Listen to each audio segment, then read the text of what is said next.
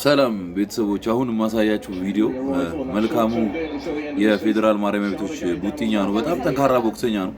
እጁ ቦክስ ብቻ ሳይሆን የተለያዩ የሙያም ባለቤት ነው። ሚስቱን ዩኒቨርሲቲ የሚያስተምር እንዲሁም ህፃን ልጅ የሚያሳድግ በጣም ጠንካራ የሆነ የወንዶች ምሳሌ ነውና አሁን ይሄን ቪዲዮ እንመልከተውና እንመለስ። ከሀገር ውስጥ ቦክሰኛ ሁለት ሰው ነው አደንቀው አብርሃም አለመና ፍቅረ ማርያም ድችሩ 54 ኪሎ ግራም ጀግና ቦክሰኛ ሜዳ ገባ። በቃ ደክ በኖካውት ነው ደረስ ራስነት ይያነ ኢትኒያ ቤስል እቺናችን ይያራም ገዝገዛ አንተ ለምካድ የምር ማለት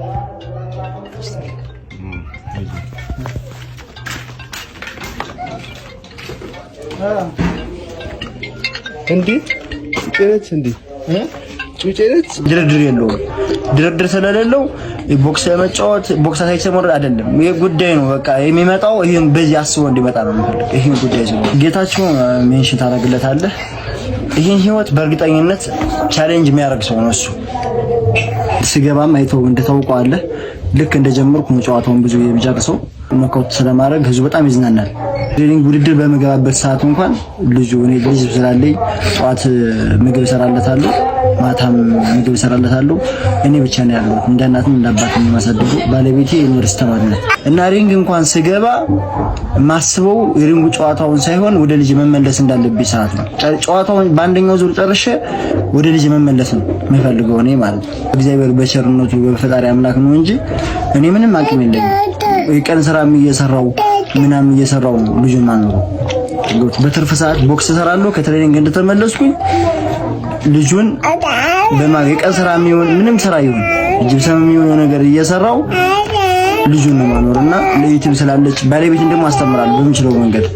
ይሄን ሁሉ ቻሌንጅ ስለማድረግ ቦክሱን አንደኛው ዙር ጨርሼ ለመመለስ እንፈልግ። ዛሬ ጌም እያለኝ እስከ 6 ሰዓት ልሰራ እችላለሁ። እረፍት የሚባል ነገር የለም። ከስራ ወደ ቤት ከትሬኒንግ ወደ ቤት ተመልሼም እንጀራ መጋገራለሁ፣ ወጥ እሰራለሁ፣ ዳይፐር ሜሉስ ልጅን እቀይራለሁ። እንደዛው ሆኜም እንደነገርኩ ዙሩን አላስጨርሳቸው።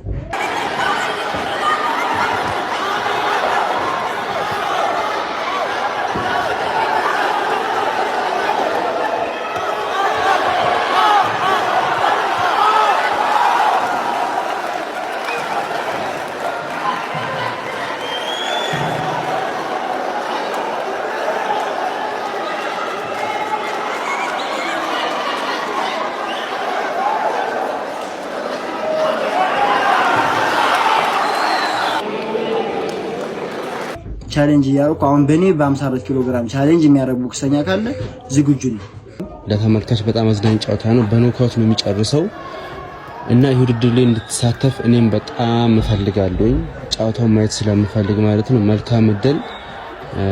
ቴንኪው በጣም ቴንኪው አላዳሽ። ያው ቪዲዮውን እንደተመለከታችሁት ነው። መልካሙ የሁላችንንም ድጋፍ ይፈልጋል። ስፔሻሊ ቦክስ ስፖርት ላይ ያለችው ከሀገርም ውጪ ያላችሁ ቡቲኞች ለዚህ ልጅ ሰፖርት እናርገው፣ እንረባረብለት። በጣም ጠንካራ ፎር ፊውቸር ለኢትዮጵያ እንግዲህ ብዙ ነገሮች ማድረግ የሚችል ልጅ ነውና ፕሊዝ ሰፖርት እናደርገው፣ እንደግፈው። መልኬ ከጎንህ አለን፣ ሁሌም ከጎንህ አለን። መላው የኢትዮጵያ ቦክሰኛ ከጎንህ ነው።